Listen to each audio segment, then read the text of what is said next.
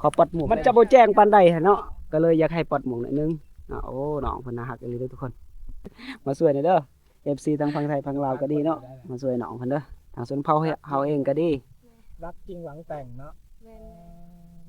นี่มาแม่น4-5 เดือนโอ้4-5 เดือนคนใดๆคนเมืองสมุยเดียวกันบ่สบายดีเนาะตอนนี้ก็มาพอกับเบาโมยคือเก่าตอนนี้เบาโมยอยู่ในหมู่บ้านตุปงแรงเด้อทุกคนหรือว่าบ้านเมียวหน่อยก็แม่นเนาะแต่ว่าเฮาก็สิเข้าเบิ่งในหมู่บ้านนี้เนาะจะเข้าเบิ่งไปนํกันเนาะอันนี้ก็จะแม่นบ้านเมียวหน่อยเด้อเขาอยู่เถียงเนาะจะเป็นเถียงเบาของบ้านเบาบ้านตุปงเด้อก็เลยพอผู้สาวนางอุ้มอิ่มบ่ประมาณนั้นแหละเบามวยกับบ่ฮู้เนาะพอดีไปกับเบาโต้ยเนาะเบาโต้ยพาไปเนาะทุกคนก็อ้ายเพิ่นก็ยังบ่ทันได้มาให้พอคนดังแล้วทุกคนคือเบามวยก็ได้เห็นอยู่ใน TikTok ด้วยนี่น้องเพิ่นเด้อไปเรื่อยบ่ให้โฮมในขนาดใน TikTok บ่น้องเพิ่นไปไล่งัวทุกคนตุปงแวลใหม่แกเป็นตุปงแกอันนี้ก็คือบ้านตุปงนะทุกคนบอกหมดก็บ่ได้ฮู้จักน้องเพิ่นเด้อรุ่นน้องกันรุ่นเอื้อยนี่ก็ฮู้จักอยู่แต่ว่ารุ่นน้องก็บ่ได้ค่อยฮู้จักmấy cái kìa ơi kiếm anh ơi bà kẹt mà anh em một cái ồ cái chân mình ưỡi không lão đó ồ hàng trái đường nữaเลยship gì vậy mày ồ luôn đông không chắc rồiน้องคนยังอายุ17 ปีทุกคนđấy là ai khoaiกำลังมาแล้วผมจะไปปูปอยลงให้ปูเจาะหรอพอดีน้องเพิ่นว่าสิไปมัดงัวอยู่ลุ่มมันเนาะบ่ได้ปล่อยเพราะว่าปล่อยแล้วก็ยากเขาสิไปหาสิมันไปเลยอย่างน้อยมันสิเข้าส่วนคนอื่นส่วนหมู่ก็มันยากอีกทุกคนก็เลยจำเป็นต้องได้มัดไม่ก็คงไม่ไล่ใส่ทันเห็นเลยน้องเพิ่นขับรถไปยังรถแกทันเห็นทุกคนรถลากคัน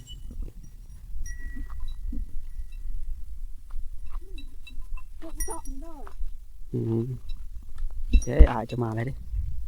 ai cho mà lại và đi còn cái bữa tao mà lại cho mày còn mày cắt đám đều lử bỏ từ TikTok lử bỏ cái hôm nó TikTok ấy mày này hôm từ kia mà ở cái mẹ sao mùi cái bữa chấm ấy mà tại cuồng heo ấy nó sao ban khệt cười lắm sao ban khệt ấy mà có cứ trôi tới đôi liền cái chấm ấy có cười ạch tỏi ạch lại bỏ này sao làm vâng đấyมันกินหยอดมันตุนนี่ทองมันโปยđấy เคยมันกินกับเป็นยังยันแต่มันบ่เคยเคยโปะสวรรค์นี่สวรรค์เขตเคยโปะcái ta hẹn tôi sắp ăn kẹt là má về bà rồi xuân phào hẹn từ đó mới chừng ấy theo sepon theo asapon theo xuân lai cái bột thấy tôi kêu ơi luôn rồi mà y là càng hè cái này chọn mới chừng cảm tôi kia là mà xuân phào bao cộ cả đồ mắn đồ kề tới không hết đây xuân phào hòn mà mới chừng rồi càng hè nhé để bưngน้องเพิ่นไปเลี้ยงหัวทุกคนน้องเพิ่นอย่างน้อยๆเด้อยังอ้อๆอยู่เด้อยังอายุก็บ่ได้หลายดอก17 ปีเห็นพวกอ้ายก็ตื่นแล้วมีแต่คนเฒ่าๆหมดแหละมา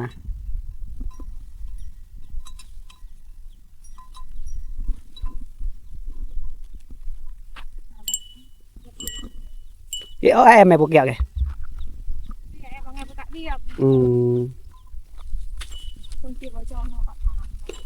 นี่มันก็หอมไงแก่ทันเห็นcái mà tại sai hết đó mà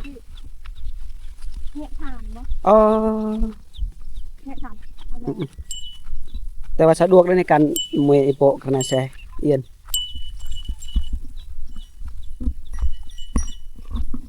เจาะqua chậu mày cho đúng màyเลยđược vậy cho cái này đó mà thôi tại làm vì mày đùng sang ngày ắt cái cùi kia là bẹ ấy mà hay buồn dạ đó tôi muốn kìa đều cái tôi mong เงินนากูเรียกก็แบงกูต่อ แอมไม่ได้รับแวงบ่แวงโยนได้แอมไหมบ่ อ้ายสิ หายไปกับโยน กูใส่น้ำบ่ หลังจากเขา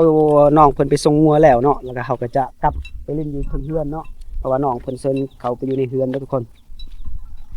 เอาอุ้งอิงเด้อ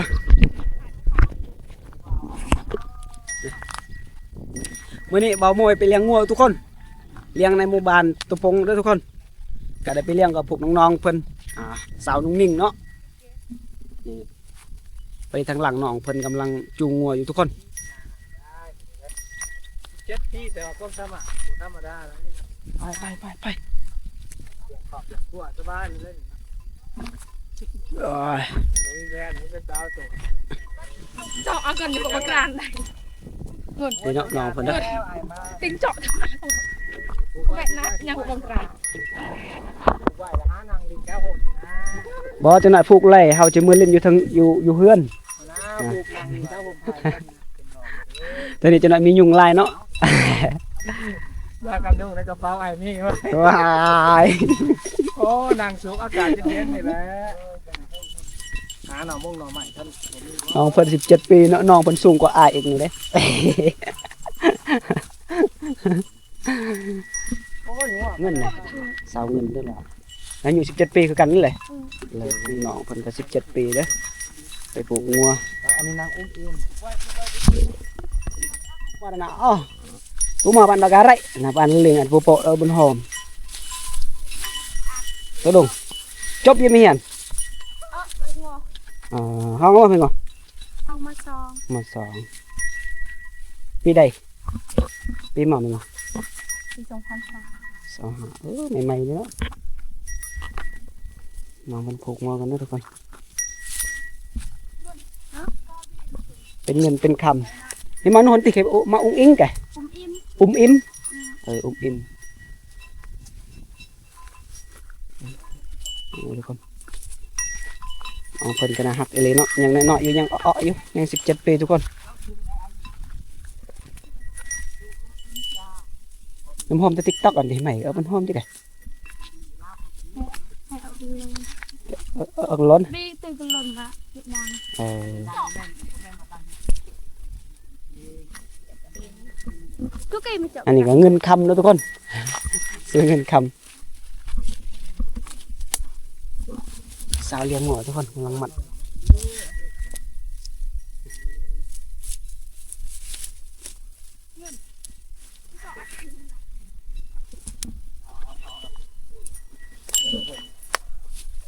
ถึงแล้ว แล้ว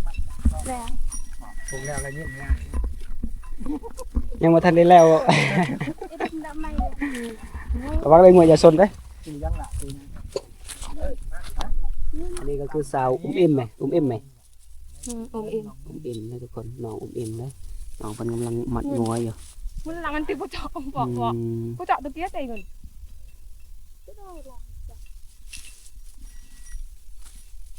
เองเอาสิมัดจักสิมัดจะใส่จักสิมัดจะใส่ ผมอยากเลยที่แนมมาได้ยังไงอย่างจะคือ เนาะอุ้มอิ่มนะทุกคนน้องอุ้มอิ่มเนาะเห็นตัวจริงให้งามกว่าอยู่ในโทรศัพท์ไปเลยโอ้พอดีเบามวยนี่มักซองได้ TikTok น้องเพิ่นได้ซองไปซองมาอู้สาวอยู่บ้านใดเด้ตั้งแต่ไปคือบ่เห็นเนาะคือบ่เห็นทุกคนโอ้มันบ่ไปเลยเว้ยน้องเพิ่นดึงงัวแล้วจูงงัวแล้วเบิ่งเฮาสิไล่ก้นมันก่อนเฮาสิไล่ก้นงัวก่อนไล่งัวมันไปอยู่พุ่นน้องเพิ่นมัดเสือกงัวทุกคนน้องเพิ่นว่าตัวเองก็บ่เคยมัดคือกันแต่จำเป็นคือกันจะเป็นอีหลีก็เลยมัดเพราะว่าน้องๆไปเฮ็ดเวียกบ่มีน้องชายจ้ะบ่ แนมมา นี่อายผู้หนึ่ง ซื้อจังได้อายเจ้า ซื้อคำหน่อย ทำหน่อยฮะ ไอ้ไอ้กอก ผู้เฮ็ดเวียกอยู่พุ่นนะบนหานจีนนะ แม่น อายเจ้าบ่หั่น แม่ โอ้ ไอ้คือว่าหน้าตากับบริใจหลายแล้วกันนะน่ายายเนาะ โอ้ยหนักเว้ย จำนะคะ นั่นเลย ยืนคู่กันดิ คู่กันนี่ ยืนคู่กันก่อน เดี๋ยวมาต่อเลย ขอปลดหมวกได้บ่น้อยหนึ่ง ปัดอะไร โอ้วันนี้มันมีซุปหมวกคอยบอกให้ปลดหมวกก็ยันมันจะบ่แจ้งปานใดเนาะก็เลยอยากให้ปลดหมวกหน่อยนึงโอ้น้องเพิ่นน่าฮักอีหลีเด้อทุกคนได้เลยเราเป็นปลายโลมึงกะก่อนมึงได้แม่ แต่กินแล้วก็ นี่น้องเพิ่นก็น้องเงินกับน้องอุ้มอิ่มเนาะ เนียวเก่าเนียว ตัวนี้พัฒนาเนาะเนี่ย เนียวเก่ามันอยู่ เจ้าก็อย่าบอกคือกดดันอะไรพี่นะโอ้ยเดี๋ยว น้องเพิ่น บอก ก็ คือ มี ไอ้ ท ตำรวจเนี่ย ฮอนแล้ว ไอ้ นี่ ก็ไม่ได้โหดขนาดนั้นนะเราก็ต้อง ปกติ อ้ายบ่โหดแต่น้องโหดได้เสร็จจังได้ หยอกเด้อหยอกซื่อจะได้บ่เมื่อยบ่ไปจูงหัวเมื่อยเนาะต้องการคนมาช่วยอยู่บ่ ต้องการ อ๋อ ต้องการด่วน ต้องการด่วนว้ายมาช่วยหน่อยเด้อ FC ทั้งฝั่งไทยฝั่งลาวก็ดีเนาะมาช่วยน้องเพิ่นเด้อทางสวนเผาเฮาเองก็ดี รักจริงหวังแต่งเนาะ ยังมาใหม่โบราณแกสถานหิน จริงบ่ต้อง ยังมาดาวหรือเปล่า ต้องมาหาแล้ว พี่ออกมาโอเค นี่มา เลยhồi họ ไม่หอย รัก ฮะ จริงบ่ต้องมาหาหรอกว่าโอ้ยเนาะ mười lớn nó tạo việc là ngày ใจ cái canhสิลำcái canh xô ngày là cả dạo phu ăn Ủa? mà nặng cơ cái coi đây mùi รวมทั้งหมดของลูกของพ่อแม่ของน้องเงินก็รวมทั้งหมด5คนเนาะลูกสาว4คนลูกชายคนเดียว แต่ว่าตอนนี้ตัวเองว่าอยากไปเฮ็ดเวียกอยู่บ่อนอื่นเนาะแต่ว่าบ่มีไผช่วยพ่อแม่ก็เลยจำเป็นตัวเองต้องเฮ็ดช่วยพ่อแม่เนาะกับน้องชายอยู่บ่ như đây là phần hai xong lăng เฮือนพวกเจ้าบ่สองหลังหั่นอันนี้เนาะหันเด้หลังใหญ่ๆหั่น เอาคือเงียบเงาแต่ปันบอกผมเอาเลยคือเงียบเงาแต่ปันโอ้ยเนาะ เงียบเงาหลายเด้อว่ากันแต่แปลกลังเรื่อง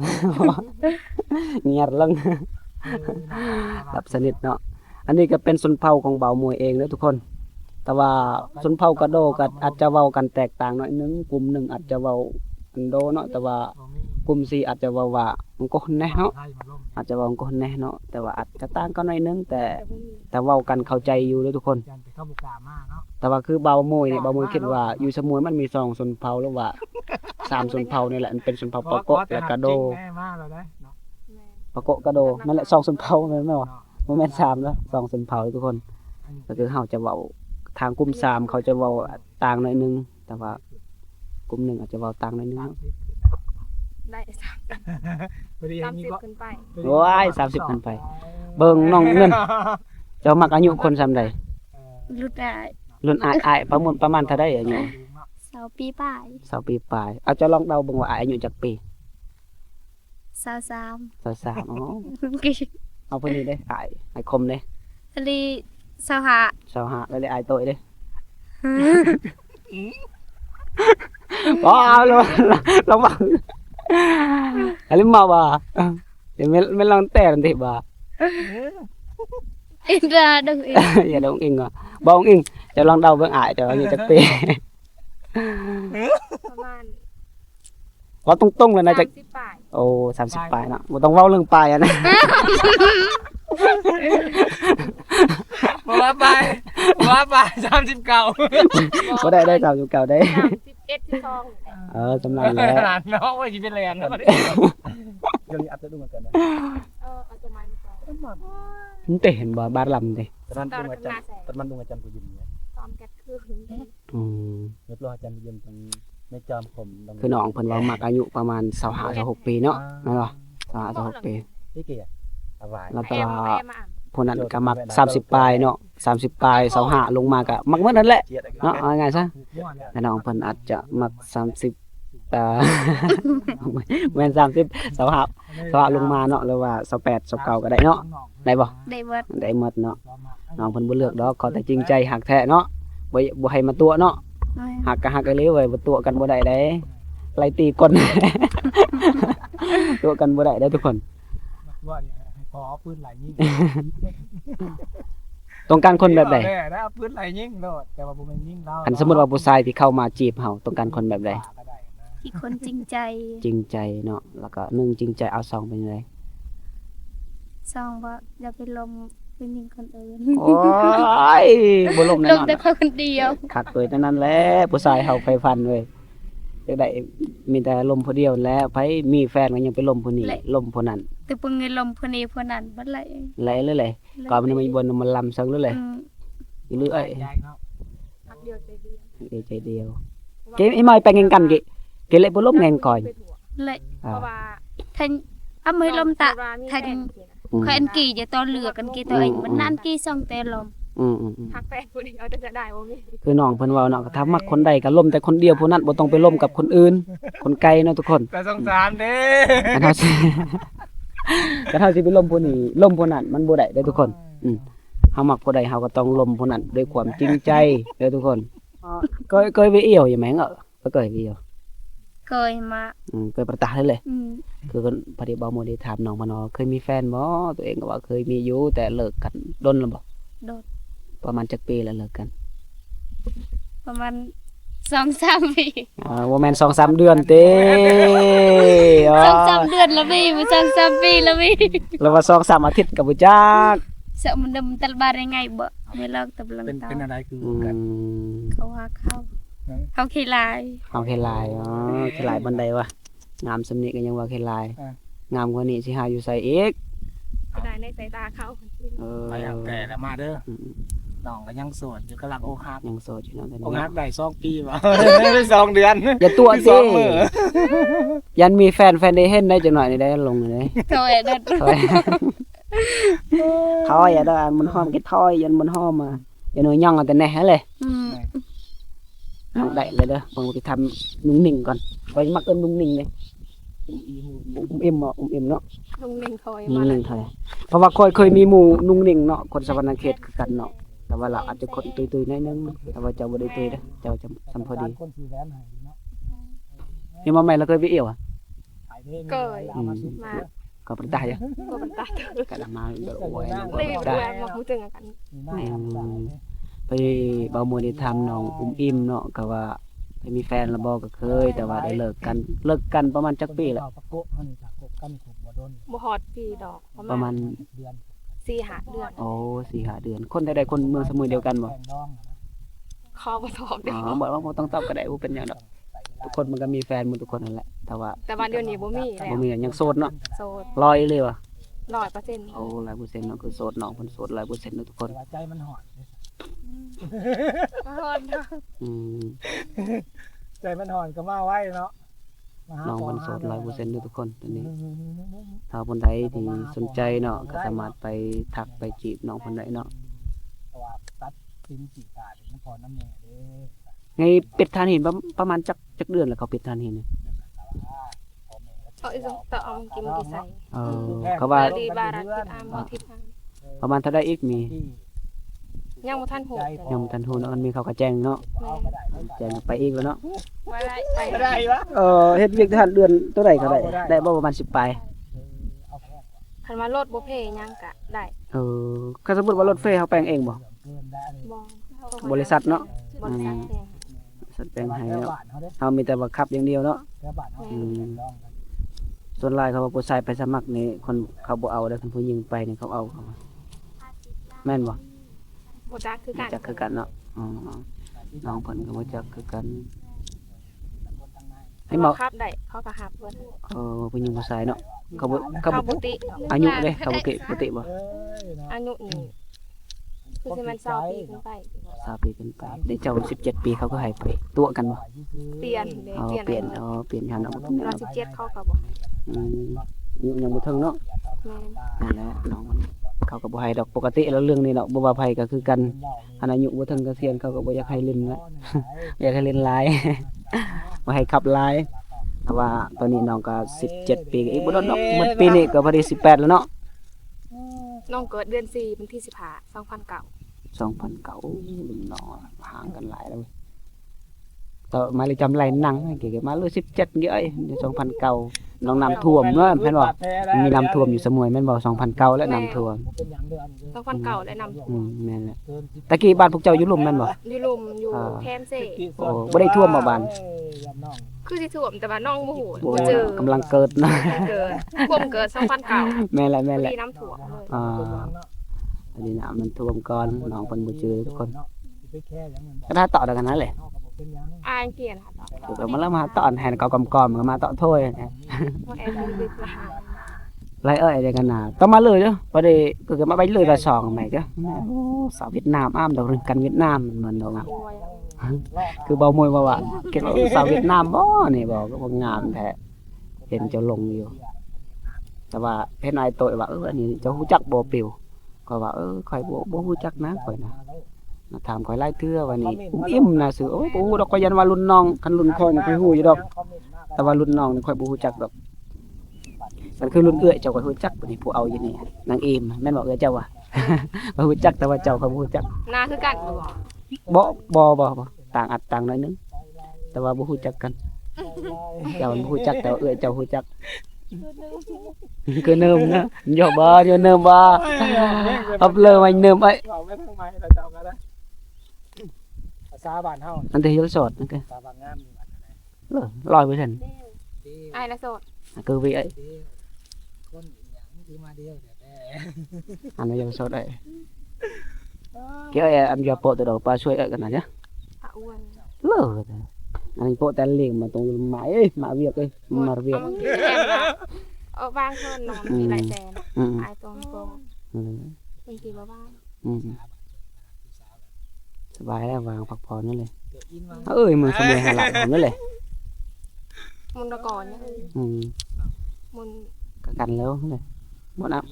กันประมาณอะไรจิตหนักเลยจ้ะ อ๋อบัดแหนน่ะถ้าแอม อืมแล้วมาลุ้นนะแอมทั้งเลยไปนั่นต่อห่างกัน10 ปลายปีติ แม่นมาอ่านมันมองกันประมาณ21 22 26 ปีก็26 ปีเต็ม มันต้นอ่านมาแก่น ก็แกะตะหนักอ่อยnháอันตะหนักแบบงานประเปิดๆหรือว่าต่อเอี่ยวทั้ง ใจจี๊ดๆนี่ได้ mìnhต้องเอี่ยวเลื่อยละมาแล้ว26หลัก30กี่มาใครเลื่อยล้อมอยู่นะ เอาเดี๋ยวเรียนมาดีแฮแอม ดูแกโอ้คอยมีกำลังใจแล้วน้องเพันว่ายังบ่ทันเท่าแต่เนี่ยดีใจทุกคน มีแฮงหยอกเท่าแล้วเนาะน้องเพิ่นอายุ57 ปีไปได้เบามวยก็อายุเอาไปใช้แล้วอ้าย เดี๋ยวหลังไปแจ้ โอ้ยไอ้ดอกไม้อีกเนาะ เอ้ยเอาบริเหตุขึ้นในอันบริเหตุขึ้นในอันตอนเขาขี่ ตาโยงแต่สวรรค์ละไม้โปะจ้ะเด้อเด้อ เอามือนะเอามือไหน สวยกันน่ะ แต่ว่าผู้ไทยคลิปเอ้ยโปะไม้ลักคือผู้ไทยคลิปแต่ว่าคันวีอันที่ว่าคันวีอันเอียวว่าอันผู้เอียวลังมาเอียวยังโสด น้องอารมณ์ดี โดยอายเลือกไอเอง đây lướt cái mà cái đây là hơi lông của mò cái อ๋อ anh ra hè bữa in lông của mò bữa mà lên bây giờ xuống ăn mà mình bị ăn tao lấy chay là mỡ lấy chay ได้ anh lại ăn ติดตาม คือเบามวยเลยเบาเนาะ ก็ได้ ก็คือว่าเบามวยว่าคืออายเพิ่นน่ะยังโสดเนาะแต่ว่า แกเท่ากันยังโสดก็มักไปเลาะไปเล่นแต่ว่าอายเพิ่นบ่ไปเนาะแต่ว่ามื้อนี้ก็เราชวนให้ไปหาน้องนุ่มนิ่ม ภาษาลาวเขียนแบบแอม มุ้งมิ้ง นุ่งนิ่ง องค์อิงเนาะองค์อิงเนาะพอดีเบามวยก็คือเดี๋ยวชื่อหมู่ตัวเองคือนุ่งนิ่งเนาะคนเฮียนนำกันอยู่สวรรค์เนาะชื่อตลอดชื่อเรา เอา เอามาไปจานไว้เป็นไรกี่ แล้วน้องเอ้ยเนาะ เอาเมื่อกี้ ถ้าไปได้มา ที่อังดูพี ลิน อ๋อพอดีเบามวยเลยถามว่าเมื่อเช้านี้กินยังเรียกว่าปิงปลานิลเนาะ แมนที่ปน ปิงปลานิลแซ่บบ่ เคยเนาะเบาไปได้บุญวาสนานะ แซ่บเลยทุกคนแซ่บแล้วเนาะ แม ปิง น ปลานิล ปิ้งให้กิน แม่ปิงให้กินเนาะแม่เจ้าจักปีแล้ว ประมาณ ติดตามวิถีชีวิตใหม่ 45 ปีเนาะพอเจ้าเด้ พอหาซิ โอ้พอ50เนาะก็บ่ได้เท่าแล้ว50 หรือว่าไปเฮ็ดเบียด ปกติแล้วสำนักได้ลูกจักคนเลยไอ้น้องผู้เจ้า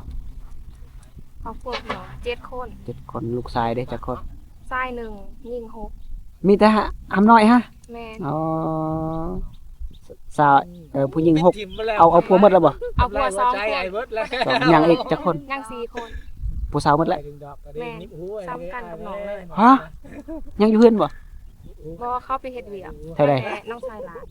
เท่าได้ไปเฮ็ดเวียก แถวปากเซ่ โอ้ไปเรียนแถวปากเซเนาะไปเฮ็ดเวียกแถวปากเซเนาะทุกคน ขายเจือง อ๋อใครเคืองเนาะ งามแหลมเบิ่มเลย พักแล้วไปเฮ็ดเวียกเฮ็ดงานเพื่อหาเงินเนาะ แม่นอยู่เพื่อนกับบ่ได้เฮ็ดหยัง ก็สมมุติว่าเอาผัวกันมาไปอยู่นำผัวเลยบ่หรือว่า หรือว่าอยู่บ้านเจ้านี่